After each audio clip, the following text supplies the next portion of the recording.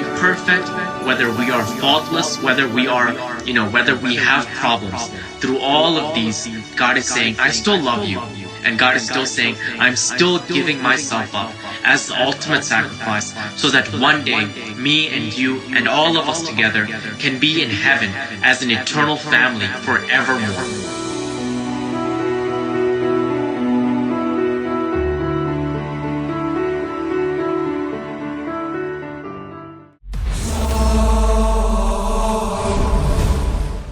ജോയലിനെ പറ്റി പറയാൻ ഇന്നലെ ഇന്നൊക്കെ ആയിട്ട് എല്ലാവരും എല്ലാം പറഞ്ഞു കഴിഞ്ഞതാണ്.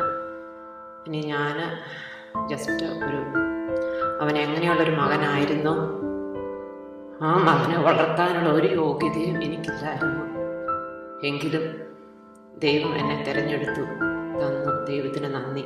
ദൈവം തിരിച്ചെടുത്തു, അതിനും ദൈവത്തിന് നന്ദി. ഓക്കെ. ജോയൽ 1998 ഒക്ടോബർ 3 സൗദി അറേബ്യയിലെ ദമാം എന്ന സ്ഥലത്ത് ജനിച്ചു. ഞാൻ അന്ന് ഹോസ്റ്റലായിരുന്നു. എൻ്റെ പ്രിയപ്പെട്ട കൂട്ടുകാരാണ് അവനെ 10 മാസം വളർത്തി ഹോസ്പിറ്റലിൽ താമസിച്ചു. ഈ സമയം ഞാൻ പ്രത്യേകം ഷൈബിയെയും സാരിക്കുട്ടി ചേച്ചിയാണ് അവനെ 28 ദിവസം കുളിപ്പിച്ച് എനിക്ക് തന്നത്. മേരിക്കുട്ടിയെയും പ്രത്യേകം ഓർക്കുന്നു. അതുപോലെ എൻ്റെ ബാക്കി എല്ലാ കൂട്ടുകാരെയും, അവരുടെ എല്ലാം ജോച്ചുക്കുട്ടാണ് അവരെല്ലാം വിളിച്ചുകൊണ്ടിരുന്നത്. അങ്ങനെ അവൻ 10 മാസം ഞങ്ങളുടെ കൂടെ താമസിച്ചു. പിന്നീട് ഞാൻ അവനെ നാട്ടിൽ കൊണ്ടുപോയാക്കി. അതിനുശേഷം 6 വയസ്സ് വരെ അപ്പച്ചൻ്റെയും അമ്മച്ചിയുടെയും ജോപ്പായുടെയും അപ്പുക്കുട്ടനായി അവൻ കൂടല്ലൂർ വീട്ടിൽ വളർന്നു. വളരെ കുഞ്ഞിലെ തന്നെ അവൻ അപ്പച്ചൻ്റെയും അമ്മച്ചിയുടെയും പ്രാർത്ഥനാ ജീവിതത്തോട് ചേർന്ന് നിന്ന് ഈശോയെ സ്നേഹിച്ചു വളർന്നു. അവൻ എല്ലാവരെയും സ്നേഹിക്കാനും അവൻ സ്നേഹിച്ചവരെ ഒരിക്കലും അവൻ മറക്കുകയില്ലായിരുന്നു. അവനെ നേഴ്സറിയിൽ കിൻഡർ ഗാർഡനിൽ പഠിച്ചുകൊണ്ടിരുന്നപ്പോൾ അവനെ പഠിപ്പിച്ച ഒരു സിസ്റ്ററുണ്ട്, സിസ്റ്റർ ഹെലൻ. വിസിറ്റേഷൻ കോൺവെന്റിലാണ്. അവന് അവിടെ ആ സിസ്റ്ററിനെ അന്ന് നേഴ്സറി പഠിപ്പിച്ചതാണെങ്കിൽ പോലും അവൻ ഇന്നും ആ സിസ്റ്ററുമായിട്ട് വളരെ അടുപ്പമുണ്ടായിരുന്നു. അവന് കഴിഞ്ഞ ജനുവരിയിൽ 20 ജനുവരിയിൽ നാട്ടിൽ പോയ സമയത്ത് സിസ്റ്ററിനെ വിളിക്കുകയും, ഞങ്ങൾ ആരും പറഞ്ഞിട്ടല്ല, അവൻ തന്നെ സിസ്റ്ററിനെ വിളിച്ചു. സിസ്റ്റർ വീട്ടിൽ വന്നു. അവനുമായിട്ട് ഒത്തിരി നേരം വർത്തമാനം പറയുകയും തിരികെ അവൻ തന്നെ ഡ്രൈവ് ചെയ്ത് സിസ്റ്ററിനെ ഏറ്റുമാനൂർ ബസ് സ്റ്റോപ്പിൽ കൊണ്ടുപോയി കയറ്റി വിടുകയും ചെയ്തെന്നും പറഞ്ഞ് ഇന്നലെ സിസ്റ്റർ എന്നെ വിളിച്ചിരുന്നു.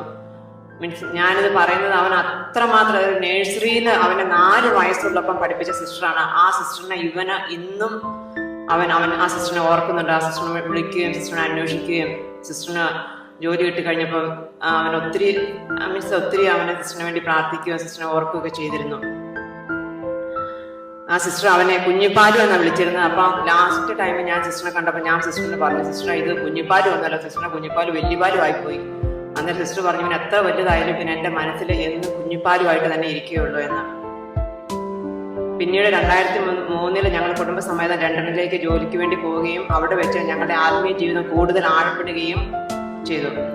അവിടുത്തെ പ്രാർത്ഥനാ കൂട്ടായ്മയിൽ ജോയൽ സജീവ സാന്നിധ്യം വഹിച്ചിരുന്നു. അവിടെ വെച്ചാണ്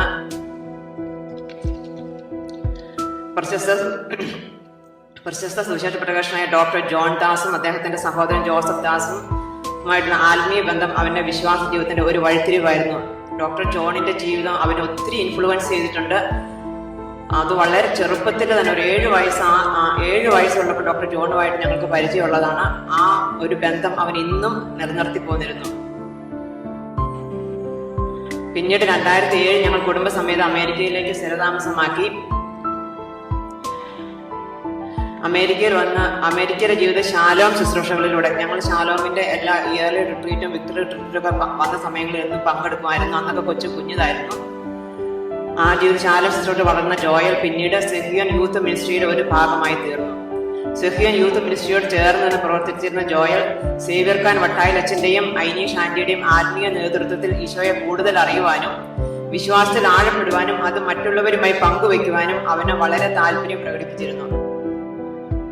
അനീഷ് ആന്റി എന്ന് പറഞ്ഞു കഴിഞ്ഞാൽ അവന് പ്രസവിക്കാത്ത ഒരമ്മ എന്ന് വേണമെങ്കിൽ ഞാൻ പറയാം. അത്രയ്ക്കും ആന്റീനെ സ്നേഹിച്ചിരുന്നു. ആന്റി എന്ന് പറഞ്ഞാൽ അവന് മുഴുവൻ പറയില്ലായിരുന്നു. അവന് ഏത് ശുശ്രൂഷയിലായിരുന്നാലും അവൻ എപ്പോഴും ഒരു ചെയിൻ ഓഫ് കമാൻഡ് അവൻ ഫോളോ ചെയ്തിരുന്നു. എപ്പോഴും ആൻറ്റിയോട് ചോദിക്കാതെ അല്ലെങ്കിൽ വട്ടായത്തച്ഛനോട് ചോദിക്കാതെ ഒരു ശുശ്രൂഷയ്ക്ക് പോവുകയോ ഒന്നിലും പങ്കെടുത്തില്ല.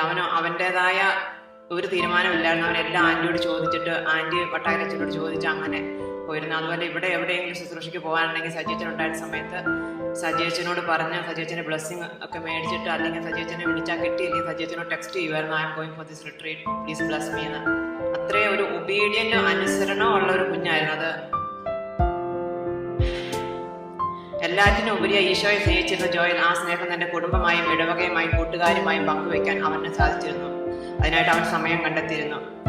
താൻ അറിഞ്ഞ ഈശോയെ മറ്റുള്ളവരെ മനസ്സിലാക്കുവാനും ഒരു വിശുദ്ധ ജീവിതം നയിക്കുവാനും അവൻ ശ്രമിച്ചിരുന്നു.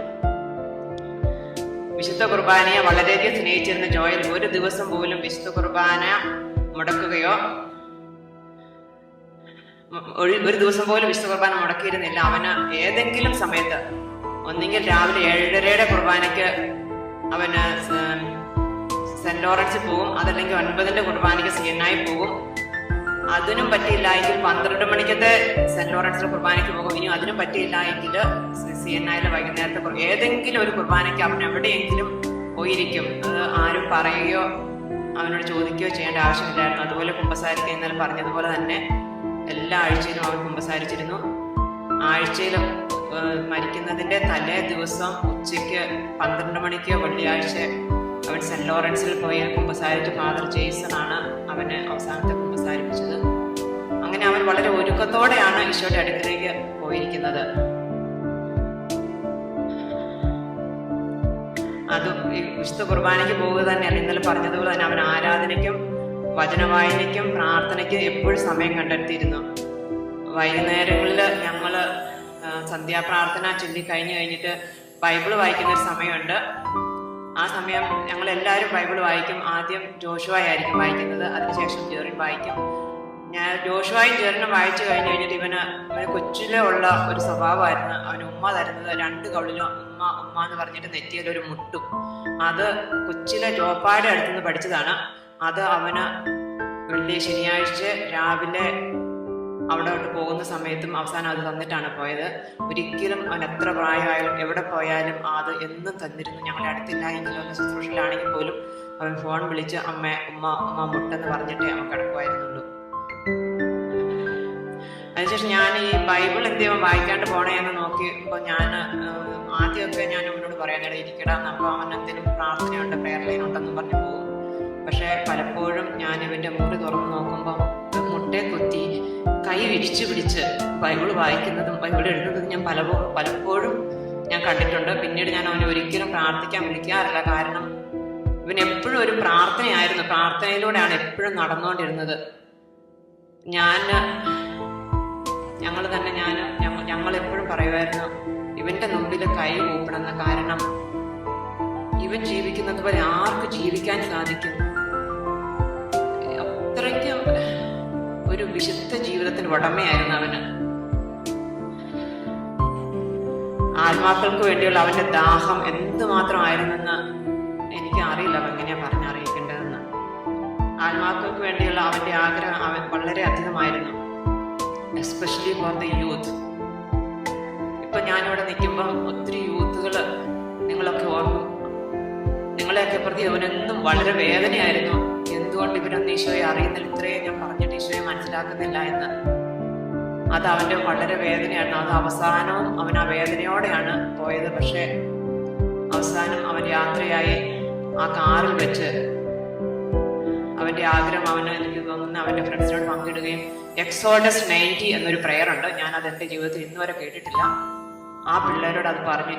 എനിക്കും വളരെ കറക്റ്റായിട്ട് അറിയത്തില്ല, പക്ഷെ അതിൻ്റെ ഒരു ആപ്പുണ്ട്, ഗൂഗിൾ അടിച്ചു നോക്കി അറിയാം എക്സോഡസ് 90 എന്താണെന്ന്. അത് യങ് മാൻ എങ്ങനെയാണ് ഹോളി ലൈഫിലോട്ട് ലീഡ് ചെയ്യേണ്ടത് എന്നൊരു പ്രിപ്പറേഷനാണ്. ആ ഒരു 90 ദിവസത്തെ ഒരു പ്രാർത്ഥനയും അതിൻ്റെ ഒരുക്കവുമാണ്. ആർക്കെങ്കിലും അറിയാൻ താല്പര്യം ഉണ്ടെങ്കിൽ എക്സോഡസ് 90 അതാണ് അവൻ അവൻ്റെ ഫ്രണ്ട്സിനോട് പറഞ്ഞ് 2 പേരെ കൊണ്ട് അവനത് കമ്മിറ്റ്മെന്റ് എടുപ്പിച്ചിരുന്നു. അത് ഓസ്റ്റിൻ അവൻ്റെ ഏറ്റവും ബെസ്റ്റ് ഫ്രണ്ടാണ്. അവനൊരു വൈദ്യ വിദ്യാർത്ഥിയാണ്.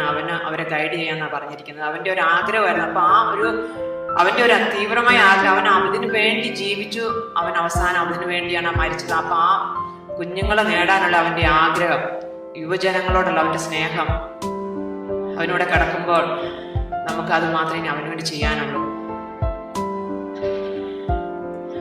അവർക്ക് വേണ്ടി അവന്റെ സഹനങ്ങൾ ഏറ്റെടുത്ത് ഒത്തിരി പ്രാർത്ഥിച്ചിരുന്നു. വചനം വായിക്കുന്നതിനോടും വചനം പഠിക്കുന്നതിനോടും ഒപ്പം അവൻ ജീവിതത്തിൽ അത് പ്രാവർത്തികമാക്കുകയും ചെയ്തിരുന്നു. സഹനം എന്ന് പറഞ്ഞു കഴിഞ്ഞാൽ ഇന്നലെ പറഞ്ഞതാണ്. അവന് ഞാൻ പറഞ്ഞത് രാത്രിയിൽ ആരാധനയ്ക്ക് പോകുമായിരുന്നു. പലപ്പോഴും പല രാത്രികളിലും പാതിരാത്രിക്ക് എത്ര സമയമില്ലെങ്കിലും അവൻ അതിന് സമയം കണ്ടെത്തിയിരുന്നു. വീട്ടില് അവന്റെ ബെഡ് എപ്പോഴും ടൈഡി ആയിട്ട് കിടക്കും. പക്ഷെ അവൻ കിടന്ന് ഉറങ്ങിയിരുന്നത് നിലത്താണ്. നിലത്തൊരു ഷീറ്റ് പോലും അവൻ വിരിക്കാറില്ല. അവനിടയ്ക്ക് നടുവിന് വേദന പറയുമ്പോൾ ഞാൻ പറയും, എൻ്റെ മാനെ കൊച്ച് ഇങ്ങനെ നിലത്ത് കിടക്കാതെ അതിലൊരു ഷീറ്റെങ്കിലും വിരിച്ചിട്ട് കിടക്കുക, അതുകൊണ്ടല്ല കൊച്ചു നടുവിന് വേദന എടുക്കണേന്ന് പറയും. പക്ഷെ അവൻ ഒരിക്കലും അവൻ നിലത്താണ് കിടക്കുന്നതെന്നോ അതൊന്നും ഒരിക്കലും പറഞ്ഞു. പക്ഷെ ഞാൻ രാവിലെ ജോലിക്ക് പോകുന്നതിന് മുമ്പ് ഇവരുടെ റൂമിൽ കൊണ്ട് ചെല്ലുമ്പോൾ അവൻ ഇത് നിലത്ത് പലപ്പോഴും കിടക്കാറുള്ളത്. അപ്പോൾ ജോഷുവ പറയും, ഞാൻ ഇന്ന് ചേട്ടനോട് കിടക്കുന്നില്ല, he sleeping on the floor, I cannot sleep there എന്ന് പറഞ്ഞു അവൻ ഞങ്ങളുടെ കൂടെ വന്ന് കിടക്കുമായിരുന്നു. അതുപോലെ ജോയൽ മറ്റുള്ളവരുടെ ആവശ്യങ്ങൾ കണ്ടറിഞ്ഞ് സഹായിക്കുവാനും ബന്ധങ്ങൾ നിലനിർത്താനും കുടുംബ ബന്ധങ്ങൾ കൂട്ടി ഉറപ്പിക്കുവാനും എപ്പോഴും സമയം കണ്ടെത്തിയിരുന്നു. എത്ര തിരക്കാണെങ്കിലും അവൻ എല്ലാ ദിവസവും ഗ്രാൻഡ് പേരൻസിനെ വിളിച്ചിരുന്നു. അത് ഒത്തിരി ഞാൻ തന്നെ ഓർത്തിട്ടുണ്ട്. ഇവൻ എങ്ങനെ ഇതുപോലെ എൻ്റെ പേരൻസിനെയും കൂടുതലൂരത്തെ പപ്പായും മമ്മിയും സ്നേഹിക്കാൻ പറ്റിയിരുന്നെന്ന്. എത്ര തിരക്കാണെങ്കിലും ഒരിക്കലും അവൻ അവരെ വിളിക്കാണ്ട് കിടക്കില്ല. ഒരിക്കലും അവരെ വിളിച്ച് ക്ഷേമം അന്വേഷിക്കുമായിരുന്നു. അവരെയൊക്കെ ടേക്ക് കെയർ ചെയ്യുന്നത് കണ്ടിട്ട് ഞാൻ പലപ്പോഴും കൊതിച്ചിട്ടുണ്ട്. എനിക്കിതിൻ്റെ ഒരു 0.1% പോലും എനിക്ക് ഇവരെ സ്നേഹിക്കാൻ പറ്റുന്നില്ലല്ലോ എൻ്റെ പേരൻസിനെന്ന്. ഒരിക്കലും ദേഷ്യപ്പെട്ട് സംസാരിച്ചിട്ടില്ല. എൻ്റെ അമ്മ ഇവിടെ വന്നപ്പോൾ 6 മാസം നിന്നെങ്കിൽ 6 മാസവും അവൻ അവൻ്റെ കൂട്ടത്തിൽ അവൻ്റെ കട്ടിലേക്കനാണ് അവൻ കിടത്തി ഉറക്കിയിരുന്നത്. പിന്നെ എൻ്റെ കൂടെ ഞാൻ അമ്മ കിടക്കുവാണെങ്കിൽ അവന് കുഞ്ഞുപിള്ളേരെടുക്കുന്ന പോലെ എടുത്ത് അവൻ്റെ പഠിത്തം കഴിഞ്ഞ് അവൻ കിടക്കാൻ പോകുമ്പോൾ അമ്മേനെ എടുത്തുകൊണ്ട് അവൻ്റെ കൂട്ടത്തിൽ കൊണ്ടേ കിടക്കും. അമ്മയ്ക്ക് ആവശ്യമുള്ള എല്ലാം എടുത്തു കൊടുക്കും. അമ്മേനെ സാരി ഉടിപ്പിക്കും, എല്ലാം ചെയ്യുമായിരുന്നു. അമ്മയുടെ തലയിൽ അമ്മ എപ്പോഴും ഞാനിപ്പോഴും ഓർക്കുന്ന അമ്മയുടെ തലയിൽ അമ്മ എണ്ണ വെച്ച കിടക്കുള്ളൂ. അപ്പോൾ ആ എണ്ണ കാറുന്ന ഒരു മണം ഉണ്ടായിരുന്നു അമ്മയുടെ തലയിടയിൽ. അപ്പോൾ ഞാൻ എൻ്റെ കൂടെ നടക്കും. ഞാൻ അമ്മയോട് പറയും, അമ്മ എണ്ണയെല്ലാം കൂടെ വെച്ചിട്ട് എൻ്റെ അടുത്ത് കിടന്ന് എനിക്ക് എപ്പോഴും മണമാണെന്ന് പറഞ്ഞു ഞാൻ വഴക്ക് പറഞ്ഞിട്ടുണ്ട് അമ്മേനെ. പക്ഷേ ഇവൻ ഒരിക്കൽ പോലും പറഞ്ഞിട്ടില്ല. അവസാനം അമ്മ തിരിച്ച് നാട്ടിലോട്ട് ഫ്ലൈറ്റ് കയറി വിട്ട് കഴിഞ്ഞ് കഴിഞ്ഞപ്പോൾ അവൻ എൻ്റെ അടുത്ത് അവൻ്റെ പില്ലോ കവർ എടുത്തുകൊണ്ട് തന്നിട്ട് എന്നോട് പറഞ്ഞു, അമ്മ ഇതൊന്നിപ്പോൾ സോപ്പ് നല്ലപോലെ സോപ്പ് വെള്ളം ഇട്ടെന്ന് അലക്കണം, അത്രേ പറഞ്ഞു അലക്കണം എന്ന് പറഞ്ഞു. ഞാനത് എടുത്ത് നോക്കിയപ്പോൾ തലയിണയ്ക്ക് ഭയങ്കര ഒരു വല്ലാത്തൊരു മണമായിരുന്നു എണ്ണ കാറിയതിൻ്റെ. എനിക്ക് എൻ്റെ ചങ്ക് പൊട്ടിപ്പോയി. ഞാൻ അമ്മേനെ വഴക്ക് പറഞ്ഞിട്ട് ഇവൻ ഒരു ദിവസം പോലും അതിനെ പറ്റിയോ അതിനൊരു നെഗറ്റീവായിട്ടോ അത് ഇന്ന് വരെ പറഞ്ഞിട്ടില്ല.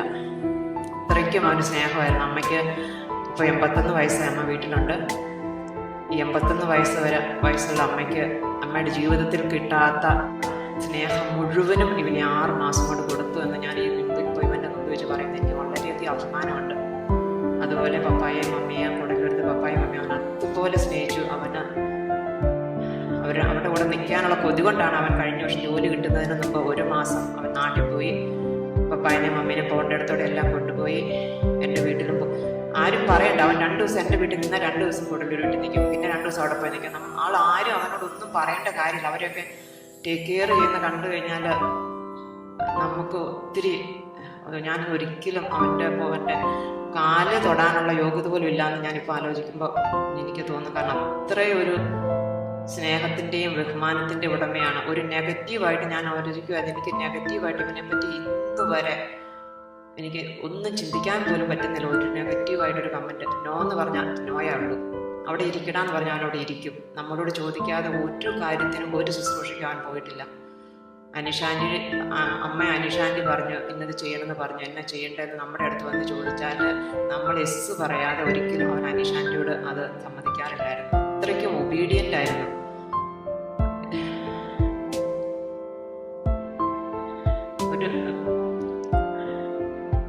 ഒരു വിശുദ്ധനാവുക എന്നത് ജീവിത ലക്ഷ്യത്തോടെ ജീവിച്ച ജോയൽ വിശുദ്ധരുടെ പുസ്തകങ്ങൾ അവൻ്റെ സന്തത സഹചാരിയായിരുന്നു. ഞാനിപ്പോഴാണ് അവൻ്റെ റൂമിലൊക്കെ കയറി അവനെ വായിച്ചുകൊണ്ടിരുന്ന ബുക്കുകളൊക്കെ നോക്കിയത്.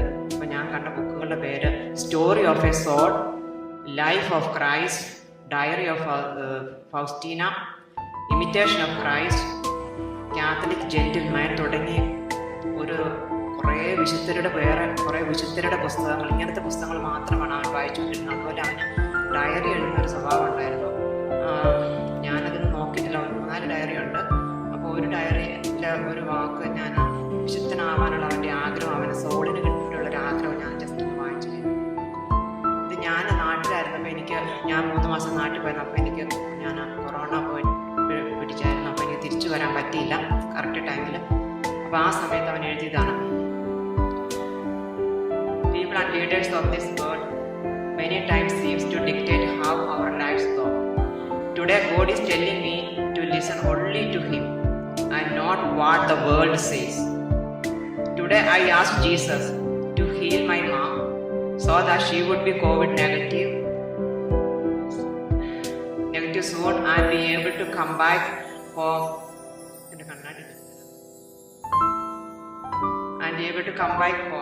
I also prayed for me and fear as she was supposed to come this weekend.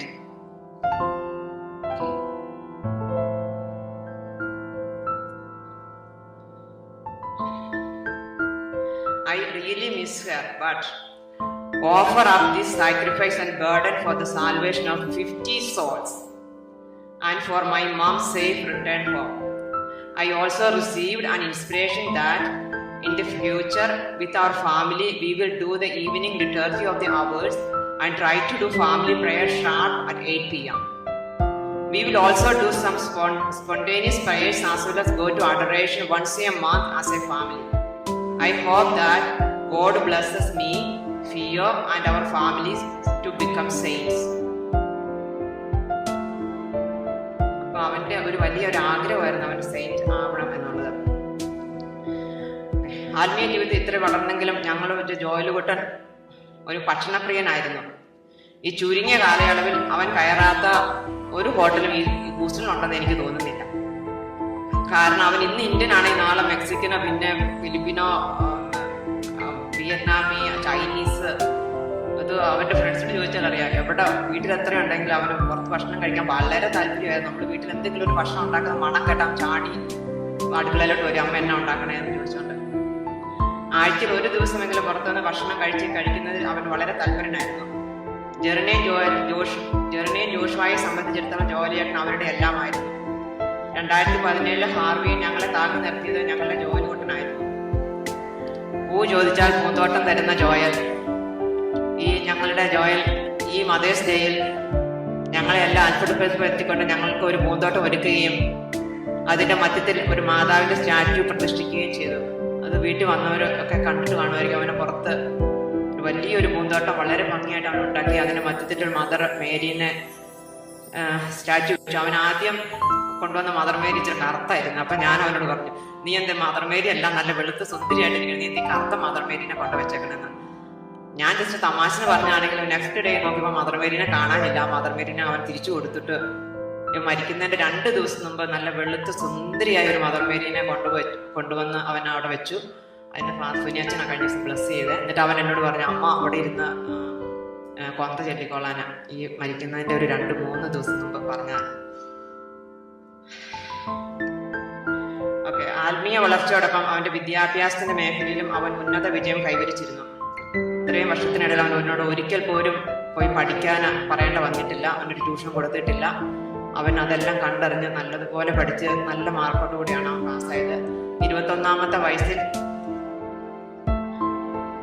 University of ഹൂസ്റ്റണിൽ നിന്ന് കമ്പ്യൂട്ടർ സയൻസ് ഗ്രാജുവേറ്റ് ചെയ്ത ജോയൽ ക്യാമ്പസ് ഇന്റർവ്യൂ വഴി പല നല്ല ഓഫറുകളും വന്നിരുന്നെങ്കിലും കുടുംബത്തോടെ ആയിരിക്കാൻ JP മോർഗനിൽ സോഫ്റ്റ്വെയർ എഞ്ചിനീയറായി ജോലി സ്വീകരിക്കുകയായിരുന്നു. ഈ കാലയളവിൽ തന്റെ ആത്മീയ ശുശ്രൂഷകൾക്കൊഴികെ അവൻ ഒരിക്കലും വീട്ടിൽ നിന്ന് മാറി നിന്നിട്ടില്ല. ഈ ജോലിയോടൊപ്പം തന്നെ അവന് UT ഡാലസിലെ MBA സ്റ്റുഡൻറ്റും ആയിരുന്നു. അവന് ഫസ്റ്റ് സെമസ്റ്റർ കഴിഞ്ഞ് സെക്കൻഡ് സെമസ്റ്റർ എനിക്കാണ് തുടങ്ങേണ്ട സമയമായിരുന്നു. ഞങ്ങളുടെ ജോഷാക്കുട്ടൻ ജനിച്ചത് മുതൽ ഇവിടെ ഉള്ളവർക്കോ എല്ലാവർക്കും തന്നെ അറിയാനും അവരെപ്പോഴും പറയായിരുന്നു, ചേച്ചിക്ക് എന്താ കുഴപ്പം, ഇങ്ങനെയാണെങ്കിൽ ഒരു കൊച്ചല്ല 9 കൊച്ചുങ്ങളുണ്ടായാലും ഒരു കുഴപ്പമില്ല, ചേച്ചിക്കൊന്നും അറിയണ്ടല്ലോ എന്ന്. അത് വളരെ യാഥാർത്ഥ്യമായിരുന്നു. ഞാൻ പ്രസവിച്ചു വന്ന ഒരു കർമ്മം മാത്രമേ ചെയ്തിട്ടുള്ളവരെല്ലാം 2 പേരെയും കംപ്ലീറ്റ് വളർത്തിയത് ജോയലാണ്. ഞങ്ങളുടെ ജോഷാക്കുട്ടൻ ജനിച്ചത് മുതൽ അവൻ്റെ അപ്പനും അമ്മയും സഹോദരനും കൂട്ടുകാരനും അധ്യാപകനും ആയിരുന്നു ജോയൽ. അടുത്ത വർഷം നടത്തേണ്ടിയിരുന്ന അവന് അടുത്ത ജൂലൈയിൽ നാട്ടിൽ പോയി ഹോളി കമ്മ്യൂണിറ്റി നടത്താനായിരുന്നു ഞങ്ങൾ പ്ലാൻ ചെയ്തിരുന്നത്. പക്ഷേ അവൻ്റെ നിർബന്ധം മൂലം ഈ വർഷം നടത്തുകയും അത് ഏറ്റവും ഭംഗിയായി നടത്താൻ ശ്രദ്ധിക്കുകയും ചെയ്തിരുന്നു. ഈ കഴിഞ്ഞ 1-2 മാസങ്ങളായി ജോയൽ അവന്റെ സകല മേഖലയിലുള്ള സുഹൃത്തുക്കളും ബന്ധുക്കളുമായി ഒത്തുകൂടാനും പ്രാർത്ഥിക്കാനും ഭക്ഷണം കഴിക്കാനും പൊട്ടിച്ചിരിക്കാനും സമയം കണ്ടെത്തിയിരുന്നു. അവന് ഒരു 2 ആഴ്ച മുമ്പ് ഒരു വീക്കെൻഡ് കംപ്ലീറ്റ് അവിടെയായിരുന്നു. അവർ സെഹ്യോന്റെ യൂത്ത് മിനിസ്ട്രിയുടെ ആനിഷ് ആൻറ്റിയുടെ കൂടെ ടെനസിയിലായിരുന്നു. അപ്പോൾ എല്ലാ അമേരിക്കയിലായിരിക്കുന്ന എല്ലാ പിള്ളേരും വന്നിട്ടുണ്ടായിരുന്നു. അപ്പോൾ അവരുമായിട്ട് വളരെയധികം ചിരിച്ചും കളിച്ചും സന്തോഷിച്ചുമായിരുന്നു. പിറ്റേ ആഴ്ച അവൻ ഫ്ലോറിഡയ്ക്ക് പോയി. അവിടെയും നമ്മുടെ പിള്ളേരെല്ലാവരും കൂടെ വന്ന് വളരെ സന്തോഷത്തോടെ സമയം ചെലവഴിച്ചു. അതിൻ്റെ പിറ്റേ ആഴ്ചയായിരുന്നു ഹോളി കമ്മ്യൂണിയൻ. അതിന് ഞങ്ങളുടെ കസിൻസ് എല്ലാവരും വന്ന പതിവിലും വിപരീതമായി അന്ന് രാത്രി 2-3 മണി വരെ ഞങ്ങളുടെ റിലേറ്റീവ്സ് എല്ലായിട്ട് വർത്താനം പറഞ്ഞ് വളരെ സ്നേഹത്തോടെ പിരിഞ്ഞു. അതിനുശേഷം അവൻ്റെ ലാസ്റ്റ് യാത്ര പോയത് അവൻ്റെ കൂട്ടുകാരെയായിട്ട് 2 പേര് ഗ്രാജുവേറ്റ് ചെയ്തു. അപ്പം അവരുടെ ഗ്രാജുവേഷൻ പാർട്ടി ഇനി അപ്പം അവർ പുറത്ത് ജോലിക്ക് പോകും. അതിന് മുമ്പ് അമ്മ ഞാൻ അവരെയും കൊണ്ട് പോകാമെന്ന് എന്നോട് പറഞ്ഞു.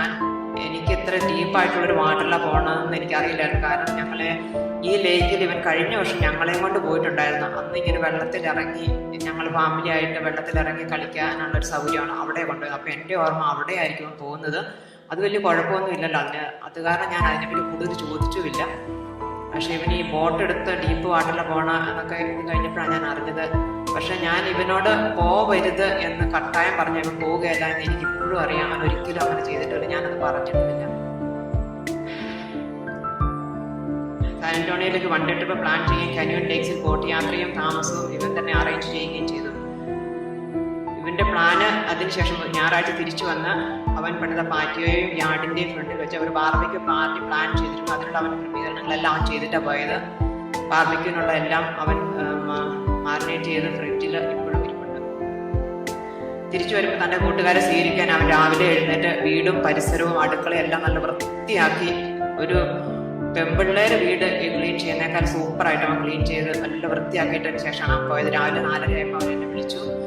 ഞാൻ അന്നേരം എഴുന്നേറ്റായിരുന്നു. അമ്മ അവൻ തന്നെ ചായ ഉണ്ടാക്കി കുടിച്ചു. അമ്മ ഞാൻ പോവാം, എന്നെ പ്രാർത്ഥിക്കണം എന്ന് പറഞ്ഞു. ഞങ്ങൾ പ്രാർത്ഥനാ മുറിയിൽ പോയി. അവൻ എവിടെ പോകുന്നതിന് മുമ്പും നമ്മുടെ അടുത്ത് വന്ന് പ്രാർത്ഥിക്കും. പ്ലസ് ഞങ്ങളോട് പ്രാർത്ഥിക്കാൻ പറയും. അപ്പം തലയിൽ കൈ വെച്ച് ഞങ്ങൾ പ്രാർത്ഥിക്കും. സംരക്ഷണ പ്രാർത്ഥന ചെല്ലും. പുറപ്പാട് 23:20 ചൊല്ലി പ്രാർത്ഥിക്കും. സെന്റ് മൈക്കിളിന്റെ പ്രയർ ചെല്ലും. അതിനുശേഷം ഹോളി വാട്ടർ കൊണ്ട് നെറ്റി കുരിശ് വെച്ച് ബ്ലസ് ചെയ്തിട്ടാണ് അത് പോയത്. അന്നും അതുപോലെ തന്നെ പ്രാർത്ഥിച്ച് ഒരുക്കിയാണ് വിട്ടത്. ഞാൻ പിന്നെ എന്നും പ്രാർത്ഥിക്കുന്ന ഒരു പ്രാർത്ഥന ഉണ്ടായിരുന്നു. സങ്കീർത്തനം 27:4. ഒരു കാര്യം ഞാൻ കർത്താവിനോട് അപേക്ഷിക്കുന്നു, ഒരു കാര്യം മാത്രം ഞാൻ തേടുന്നു, കർത്താവിന്റെ മാധുര്യം ആസ്വദിക്കാനും ജീവിതകാലം മുഴുവൻ കർത്താവിന്റെ ആലയത്തിൽ വസിക്കാനും തന്നെ. ഞാൻ പറയുമായിരുന്നു, എൻ്റെ ഈശോയെ, ഏതെങ്കിലും സമയത്ത് എൻ്റെ കുഞ്ഞുങ്ങൾ ഈശോയിൽ നിന്ന് അകലാൻ വരുവാണെങ്കിൽ ആ സമയം അവരുടെ ജീവനെടുത്തോ, ജീവിക്കുന്നിടത്തോളം കാലം ഈശോയോട് ചേർന്ന് മാത്രം ജീവിക്കുക, അത് മാത്രമേ ആഗ്രഹമുള്ളെന്ന്. അത് അവൻ്റെ ജീവിതത്തിൽ പ്രാവർത്തികമാക്കി. ഇവൻ സാൻ ആന്റോണിയോയ്ക്ക് പോയി. അന്ന് രാവിലെ 7 മണിക്ക് ഞങ്ങൾ ഡാലസിൽ എൻ്റെ ഒരു കസിൻ്റെ ഗ്രാജുവേഷന് വേണ്ടി പോവുകയായിരുന്നു. ഞങ്ങൾ അവിടെ എത്തിയ ഉടനെ ജോയലിൻ്റെ മിസ്സിങ് എന്നുള്ള വാർത്ത ഞങ്ങൾക്ക് താങ്ങാവുന്നതിനപ്പുറമായിരുന്നു. അതിപ്പം നമ്മൾ മാനുഷികമായ രീതിയിൽ പെട്ടെന്ന് കേട്ടപ്പം ഒട്ടും അക്സെപ്റ്റ് ചെയ്യാൻ പറ്റിയില്ല. അപ്പോൾ തന്നെ സാൻ ആന്റോണിയോയിൽ എൻ്റെ കസിൻ്റെ മോന് അന്നേരം തന്നെ ഫ്ലൈറ്റ് എടുത്ത് അവനും ബെനോനും വളരെ നന്ദിയോടെ ഓർക്കുന്നു. അവൻ അന്നേരം തന്നെ ഞങ്ങളുടെ കൂടെ ആ സെക്കൻഡിലെ ടിക്കറ്റ് എടുത്ത്, ആ സെക്കൻഡിൽ തന്നെ ഞങ്ങൾ വീട് വിട്ട് ഇറങ്ങുക ടിക്കറ്റ് എടുത്ത് അവൻ ഞങ്ങളെയും കൊണ്ട് സാൻ ആന്റോണിയോയിൽ വന്നു. 2 ദിവസം ഇവിടെ താമസിച്ചു. വളരെ നന്ദിയോടെ ഞാൻ ഓർക്കുകയാണ് അവൻ്റെ ആ സ്നേഹം. തൻ്റെ അതിനുശേഷം അപകടത്തിൽപ്പെട്ട തൻ്റെ സുഹൃത്തിനെ രക്ഷിക്കാനുള്ള ശ്രമത്തിലാണ് ജോലി കൂട്ടിന് മിസ്സിംഗ് ആയിരുന്ന അവിടെ വെച്ചാണ് ഞങ്ങൾ അറിയുന്നത്. ആ വാർത്ത മാനുഷികമായ രീതിയിൽ ഞങ്ങളെ തളർത്തിയെങ്കിലും സ്നേഹിതന് വേണ്ടി ജീവൻ ബലികഴിക്കുന്നതിനേക്കാൾ വലിയ സ്നേഹമില്ലെന്ന് പറഞ്ഞ് ഈശോയുടെ വാക്കുകൾ ഞങ്ങൾക്ക് സാന്ത്വനവും കരുത്തുമേകി. അവന് മിസ്സിംഗ് ആയ സമയം മുതൽ ഈ നിമിഷം വരെയുള്ള നിങ്ങളുടെ എല്ലാവരുടെയും പ്രാർത്ഥനയാണ് ഞങ്ങൾ കരുത്തായി തന്നിരുന്നത്. ഈ 4 ദിവസം വെള്ളത്തിലായിരുന്ന കുഞ്ഞിനെ 100 ക്വസ്റ്റ്യൻസുമായിട്ടാണ് ഞങ്ങൾ ഈശോയുടെ മുമ്പിൽ ഇരിക്കുന്നത്. ഈ കുഞ്ഞിനെ കിട്ടുമോ, കിട്ടിയാൽ തന്നെ എങ്ങനെയായിരിക്കും എന്നിങ്ങനെയുള്ള ഉത്തരം കിട്ടാത്ത ചോദ്യങ്ങളുടെ മുമ്പിൽ പകച്ചു നിന്നപ്പോഴും യെറമ്യ 29:11 ഇന്നലെ പലരും പറഞ്ഞാണ് അവൻ ഏറ്റവും ഇഷ്ടപ്പെട്ട ഒരു വചനമാണ്. എനിക്ക് നിന്നെക്കുറിച്ചൊരു പദ്ധതിയുണ്ട്, അത് നിന്റെ നാശത്തിനുള്ള പദ്ധതിയല്ല, ക്ഷേമത്തിനുള്ള പദ്ധതിയാണ്. ഈ വചനം ഞങ്ങൾക്ക് ആശ്വാസവും ധൈര്യവും നൽകി.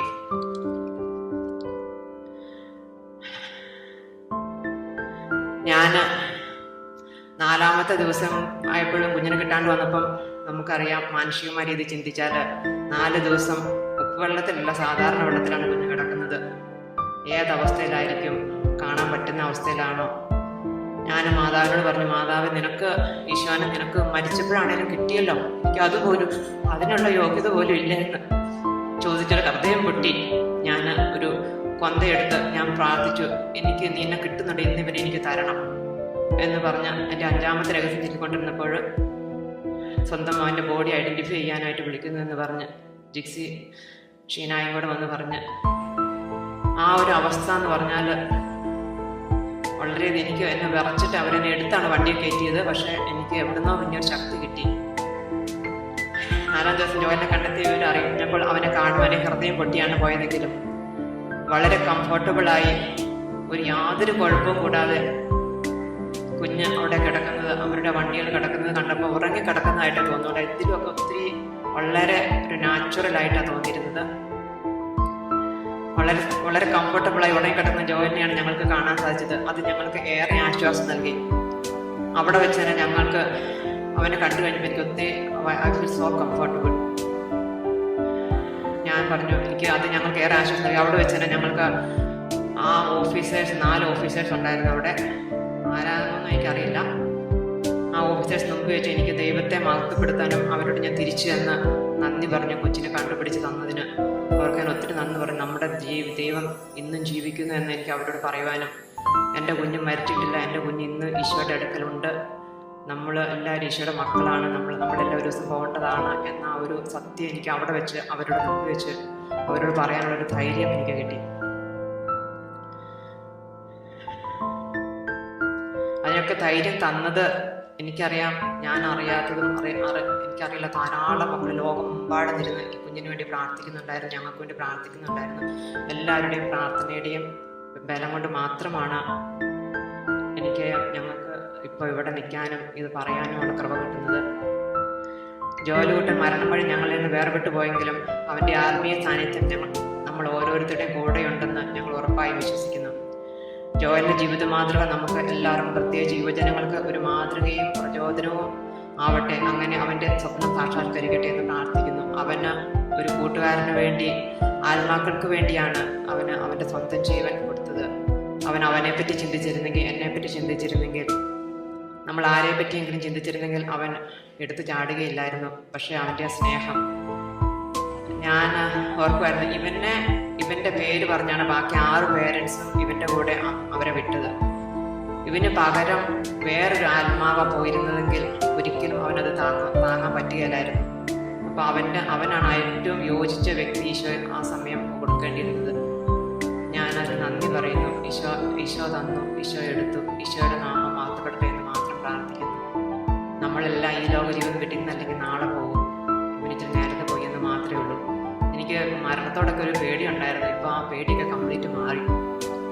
അപ്പം അവനെ അടക്കുന്ന സിമെട്രിയുടെ അടുത്തും പലത്തും ഞങ്ങൾക്ക് സ്ഥലം എടുത്തിട്ടുണ്ട്. I am ready to leave at any time, just waiting for the call. ആ പേടി മാറി കുഞ്ഞിൻ്റെ അടുത്ത് എത്രയും പെട്ടെന്ന് കുഞ്ഞ് തന്നെയാണല്ലോ കിടക്കണേ. അത് കാരണം എപ്പം വിളിച്ചാലും പോകാൻ റെഡി ആയിട്ടിരിക്കുക. ഇവനെ സംബന്ധിച്ച് പിന്നെ പറഞ്ഞാൽ ഒരിക്കലും ഒരു നെഗറ്റീവായിട്ട് എനിക്ക് ഇന്ന് വരെ ഇവനെപ്പറ്റി പറയേണ്ടി വന്നിട്ടില്ല, പറഞ്ഞിട്ടുമില്ല. ഇവൻ ആരുടെയും കുറ്റം പറയാലായിരുന്നു. ആ ഒരു കുശുമ്പെന്ന് പറഞ്ഞ സാധനം ഇവനില്ല. എനിക്കിപ്പോഴും കുശുമ്പുണ്ട്, അസൂയുണ്ട്, അഹങ്കാരമുണ്ട്. പക്ഷെ ഇവൻ ഒരിക്കലും അത് അവൻ്റെ ജീവിതത്തിൽ ഇന്ന് വരെ അവനെ കുശുമ്പില്ലായിരുന്നു. വളരെ നിഷ്കളങ്കമായ സ്നേഹമായിരുന്നു. മറ്റുള്ളവരെ വളർത്തണം, മറ്റുള്ളവർ വളരണം, എല്ലാം ബിഹൈൻഡ് ദ കട്ടനായിരുന്നു അവൻ ചെയ്തുകൊണ്ടിരുന്നത്. ഞങ്ങളുടെ എല്ലാ കാര്യങ്ങളും നോക്കുമായിരുന്നു. ഞങ്ങൾക്ക് ജോലിക്കൊക്കെ പോകുന്നതിന് മുമ്പ് ഞങ്ങളുടെ ലഞ്ച് ഒക്കെ എപ്പോഴും റെഡിയാക്കി ഫ്രിഡ്ജ് വെച്ചിട്ട് അമ്മയുടെ ലഞ്ച് ഇത്, അപ്പാടെ ലഞ്ച് ഇത് എന്ന് പറയും. ഇവന് ഞായറാഴ്ച അമ്മ വരുമ്പോഴത്തേനും അമ്മയ്ക്കുള്ള ലഞ്ച്, തിങ്കളാഴ്ച ജോലിയായിരുന്നു. അപ്പം അമ്മയ്ക്കുള്ള ലഞ്ച് ഏത് പാത്രത്തിൽ എടുത്ത് വെക്കുന്നത്, അമ്മയ്ക്ക് ബാർബിക്യൂ എത്ര എണ്ണം വെക്കണം എന്ന് വരെ ചോദിച്ച് പാത്രം എടുത്ത് വെച്ചിട്ടാണ് അവൻ പോയിരുന്നത്. അതുകൊണ്ട് രാവിലെ ജോലിയാണെങ്കിൽ അവൻ ഓൾവേസ് മേക്ക് ഷുവർ എൻ്റെ വണ്ടിക്ക് ഗ്യാസ് ഉണ്ട്, ഞാൻ ആ വണ്ടി എടുക്കണമെങ്കിൽ അത് ഏറ്റവും ഫ്രണ്ടിലാണ്, റിവേഴ്സ് കിട്ടുക. ഞാൻ നല്ല ഡ്രൈവറായതാണ്, അവൻ അതൊക്കെ കറക്റ്റായിട്ട് റിവേഴ്സിൽ നിന്ന് എടുക്കാൻ നേരെ ഡ്രൈവേയിൽ കൊണ്ടിട്ടിട്ട് ഞാൻ വന്ന് ജസ്റ്റ് അങ്ങ് കയറിപ്പോയത്. അത്രയ്ക്കും ഒരുക്കി വെച്ചിരുന്നു. പിള്ളേരുടെ കാര്യങ്ങൾ അതുപോലെ തന്നെ ഒന്നും അറിയണ്ടായിരുന്നു എനിക്ക്. എല്ലാം വീട്ടിൽ അവൻ ടച്ച് ചെയ്യാത്തതും അവൻ വാങ്ങിക്കാത്തതുമായ ഒരു സാധനങ്ങളും ഞങ്ങളുടെ വീട്ടിലില്ല. ഷോപ്പിംഗ് പോണെങ്കിൽ അവൻ കുക്ക് ചെയ്യുമായിരുന്നു, പിള്ളേർക്കുള്ള ഫുഡെല്ലാം അവൻ ഉണ്ടാക്കി കൊടുക്കുമായിരുന്നു. കുക്ക് ചെയ്യാനാണെങ്കിലും നല്ലപോലെ പിള്ളേർക്കെല്ലാം ഭക്ഷണം ഉണ്ടാക്കി കൊടുക്കും. അമേരിക്കൻ ഫുഡ് ഞങ്ങൾക്കും ഉണ്ടാക്കി തരുമായിരുന്നു. ഷോപ്പിങ്ങിന് അടുക്കളയിലോട്ടുള്ള അവൻ്റെ സാധനങ്ങളെല്ലാം, അടുക്കളയിലുള്ള സാധനങ്ങൾ വരെ അവൻ ഷോപ്പിങ്ങിന് പോകുന്നതിന് ഫ്രിഡ്ജ് തുറന്ന് സ്റ്റോർ റൂം തുറന്ന് നോക്കി എന്തൊക്കെയാണ് വാങ്ങേണ്ടതെന്ന് ലിസ്റ്റ് ഉണ്ടാക്കി പോയി അടുക്കളയിലോട്ടുള്ള എല്ലാ സാധനങ്ങളും വാങ്ങിച്ച് വെക്കുമായിരുന്നു. ഇത്രയും ശുശ്രൂഷകൾക്കും ഇത്രയും അധികം പോയിട്ട് ഒരു വ്യക്തിയാണെങ്കിൽ ഇന്ന് വരെ അവൻ ആരുടെയും കുറ്റമോ ഒരു നെഗറ്റീവ് ഫീഡ്ബാക്ക് വീട്ടിൽ പറഞ്ഞിട്ടില്ല. ഒരു വൈദികരെ പറ്റിയോ ഒരു ശുശ്രൂഷകരെ പറ്റിയോ ഒരു കൂട്ടുകാരെ പറ്റിയോ ഒന്നും. അവനെല്ലാവരെയും ഒരേ രീതിയിൽ കാണാനും ഒരേ രീതിയിൽ സ്നേഹിക്കാനും അവന് സാധിച്ചത് ഞാൻ തന്നെ പലപ്പോഴും അതിശയിച്ചിട്ടുണ്ട്. ഇന്നിപ്പോൾ അവനൊരു അവൻ്റെ ക്ലാസ്സിലെ ഫ്രണ്ട്സിനെയാണെങ്കിൽ പിറ്റേ ദിവസം അവൻ്റെ കോളേജ് മേഴ്സിനെ, പിന്നെ അവൻ്റെ അടുത്തുള്ള അവൻ്റെ കൂടെ പഠിച്ച പിള്ളേരെ, പിന്നെ അവിടെ ജോലി ചെയ്യുന്ന പിള്ളേരെ, പിന്നെ പിറ്റേ ദിവസം അവൻ്റെ സ്പിരിച്വൽ ഫ്രണ്ട്സ്, അങ്ങനെ എല്ലാവരും ഒരേ രീതിയിൽ കാണാനും ഒരേ രീതിയിൽ സ്നേഹിക്കാനും അവന് പറ്റിയിരുന്നു. ഇന്നലെ അനീഷാൻറ്റി പറഞ്ഞപ്പോൾ ഞാൻ ശരിക്കും ഓർക്കുക, ഞാനോർത്ത് അവൻ എന്നെയായിരിക്കും ഏറ്റവും കൂടുതൽ സ്നേഹിക്കുന്നതെന്ന്. അപ്പം പറഞ്ഞപ്പോൾ എല്ലാവരും ഇത് തന്നെയാണ് പറഞ്ഞു. അപ്പം അവൻ ഒരുപോലെ എല്ലാവരും ഇപ്പോൾ അത് മറ്റുള്ളവരെ അവൻ റെക്കഗ്നൈസ് ചെയ്യാൻ, ഇപ്പം നമ്മളൊരു നല്ല സാരി കൊടുത്താൽ നല്ല ഡ്രസ്സ് ഇട്ടാൽ വരണമെങ്കിൽ അവൻ പറയും, oh aunty you look so pretty, you this really match you. അതുപോലെ ഒരു ഫുഡ് ഉണ്ടാക്കി കൊടുത്താലും ഞാൻ വീട്ടിൽ എന്നെ ഉണ്ടാക്കണമെങ്കിലും ഉണ്ടാക്കി കഴിഞ്ഞിട്ട് ഇവനോട് ചോദിക്കണം ഉപ്പ് മതിയോ പുളി മതിയോ, അവൻ അത് നോക്കിയിട്ട് അവൻ കറക്റ്റായിട്ട് പറയും ഉപ്പുണ്ടോ പുളിയുണ്ടോ എന്നതാ ഇത് അമ്മ ഉണ്ടാക്കിയത് ശരിയായില്ല. കറക്റ്റ് അത് നേരെ സ്ട്രേറ്റ് ഫോർവേഡ് അവൻ പറയും ഇത് ശരിയായില്ല, ഇച്ചിരി കൂടെ ശരിയാവാനുണ്ടെന്ന്. എൻ്റെ അമ്മ ഉണ്ടാക്കി കൊടുക്കുന്ന സർലാസായിരുന്നു അവന് ഏറ്റവും ഇഷ്ടം, ഇറച്ചിക്കറിയും മീൻകറിയും. അപ്പോൾ അവൻ എന്നോട് പറയാം തിരിച്ചാലത്തെ അമ്മ ഉണ്ടാക്കുന്ന ഇറച്ചിക്കറിയും മീൻകറിയും അമ്മ ഉണ്ടാക്കാം, അമ്മ തിരിച്ചാൽ വീട്ടിൽ പോയി നിൽക്കും പറഞ്ഞിട്ട് വരണമെന്ന്. അതുപോലെ കുടലമ്മയുടെ ഉണ്ടാക്കണം മാങ്ങാച്ചാറാണ് അവന് ഏറ്റവും ഇഷ്ടം. അത് അമ്മച്ചോട് എന്നും പറയാം എനിക്ക് മാങ്ങാച്ചാറും നല്ല എരിവുള്ള മാങ്ങാച്ചാറ്. അവന് ഞാൻ ഒന്നും ഉണ്ടാക്കി കൊടുക്കാറില്ല, കാരണം അവനെല്ലാം ഉണ്ടാക്കി നമുക്ക് തരും. പിന്നെ അവന് ആകപ്പാടെ ഉണ്ടാക്കി കൊടുക്കുന്നത് അവൻ്റെ ചായ രാവിലെ എഴുന്നേൽക്കുമ്പോൾ അവനൊരു വലിയ ഗ്ലാസ്സിനകത്ത് നിറച്ച് ചായ കുടിക്കും. അത് ഇഞ്ചി ഏലക്കായും ചതച്ചിട്ട് നല്ലപോലെ തിളപ്പിച്ച് നല്ലപോലെ കടുപ്പത്തിൽ നല്ലപോലെ പാത ഉണ്ടാക്കി കൊടുത്താലേ അവൻ കുടിക്കുന്നുണ്ടായിരുന്നുള്ളൂ. അത് മാത്രം ഞങ്ങൾ വീട്ടിലുള്ള എല്ലാ ദിവസവും രാവിലെ അവൻ ഉണ്ടാക്കി കൊടുക്കും. അത് അവൻ ശരിക്കും എൻജോയ് ചെയ്യുകയും ചെയ്യും. അവൻ ഭക്ഷണമൊക്കെ വളരെ എൻജോയ് ചെയ്താൽ കഴിച്ചിട്ടുണ്ട്. ഒരിക്കലും അവനത് നല്ലതാണെങ്കിൽ നല്ലതാണെന്ന് പറയും, നമ്മളത് തിരിച്ച് അവരോട് പറയുന്നത് ഫുഡ് നല്ലതായിരുന്നു, അതെവിടെയാണെങ്കിലും അതെ അങ്ങനെയാണ്. പക്ഷെ അവന് ഒരിക്കലും ഞാൻ ഇന്നത് ചെയ്തു, ഞാൻ ഇന്നത് കാണിച്ചു, ഞാൻ ഇന്നത് പ്രവർത്തിച്ചു എന്ന് ഒരിക്കലും he never wanted to be recognized, he never wanted to be praised, but he does everything. I have nothing to say any negative feedback about him. I don't think that anybody can say any negative feedback about him. He was such a blessed child. I don't deserve him to be as his mom. ഞാൻ ഒരു biological mother എന്നത് കവിഞ്ഞ അവൻ്റെ spiritual mothers ഒത്തിരി പേര് ഇവിടെ എല്ലാ ലോകത്തിന് പല ഭാഗങ്ങളുണ്ട്. അവരെല്ലാം ഓർത്ത് ഞാൻ നന്ദി പറയുന്നു. 22 വയസ്സുകൊണ്ട് അവനൊരായുസ്സും ഒരു ജീവിതവും മുഴുവൻ ചെയ്തു തീർക്കേണ്ടത് അവൻ 22 വയസ്സുകൊണ്ട് ചെയ്തു തീർത്തു. അവന് സ്വർഗസമ്മാനത്തിനായി പോകുന്നു. ഇന്നലെ നാളെ നമ്മളും ഈ പെട്ടിയിൽ കിടക്കേണ്ടതാണ്. Just we don't know when, maybe years, maybe days, maybe hours, maybe minutes, we don't know, so we have to be ready to follow him. That's all. എനിക്ക് അവനെ പറ്റി അത് മാത്രം എത്രയൊക്കെ പറഞ്ഞു, ഇനി പറയാൻ തുടങ്ങി ഒത്തിരി ഉണ്ട്. തമ്പുരാൻ തന്നു, തമ്പുരാൻ എടുത്തു, തമ്പുരാൻ്റെ നാമം വാഴ്ത്തപ്പെടട്ടെ. നമ്മൾ മനുഷ്യൻ പദ്ധതികൾ വിഭാവനം ചെയ്യുന്നു, നമ്മൾ സ്വപ്നങ്ങൾ കാണുന്നു. അവന് ഒത്തിരി സ്വപ്നങ്ങളുണ്ടായിരുന്നു എല്ലാവരെയും പോലെ തന്നെ, പക്ഷേ ദൈവത്തിൻ്റെ പ്ലാൻ അതല്ലായിരുന്നു. അപ്പം ദൈവത്തിൻ്റെ പ്ലാനിൻ്റെ മുമ്പിൽ നമ്മൾ ആമേൻ പറയുക. മനുഷ്യൻ പദ്ധതികൾ വിഭാവനം ചെയ്യുന്നു, അന്തിമമായ തീരുമാനം കർത്താവിൻ്റെതാണ്. മനുഷ്യൻ്റെ ആഗ്രഹമോ പ്രയത്നമോ അല്ല, ദൈവത്തിൻ്റെ ദയയാണ് എല്ലാറ്റിൻ്റെയും അടിസ്ഥാനം.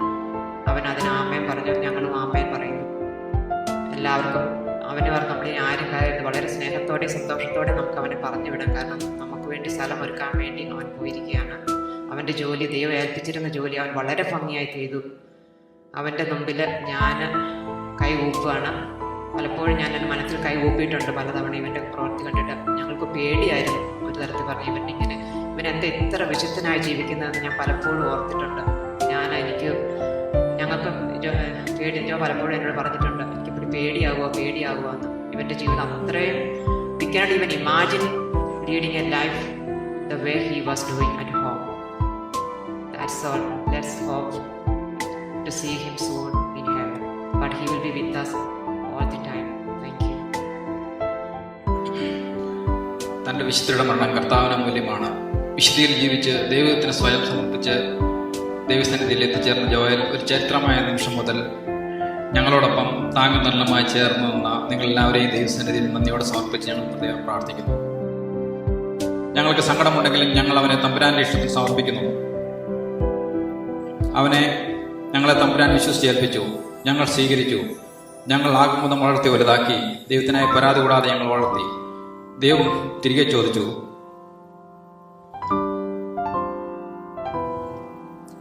സങ്കടത്തോടെയാണെങ്കിൽ ഞങ്ങൾ തിരികെ കൊടുക്കുന്നു.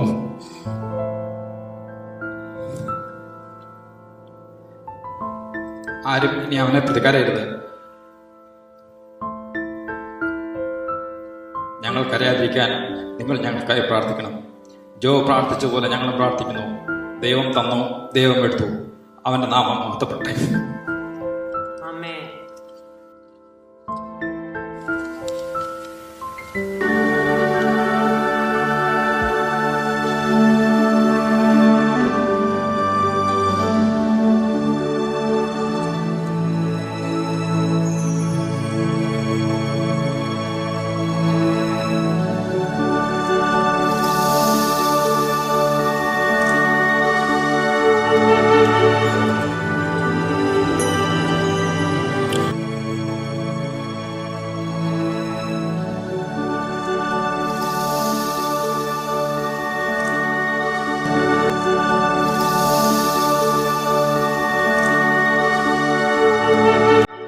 We are imperfect, whether we are faultless, whether we are, whether we have problems.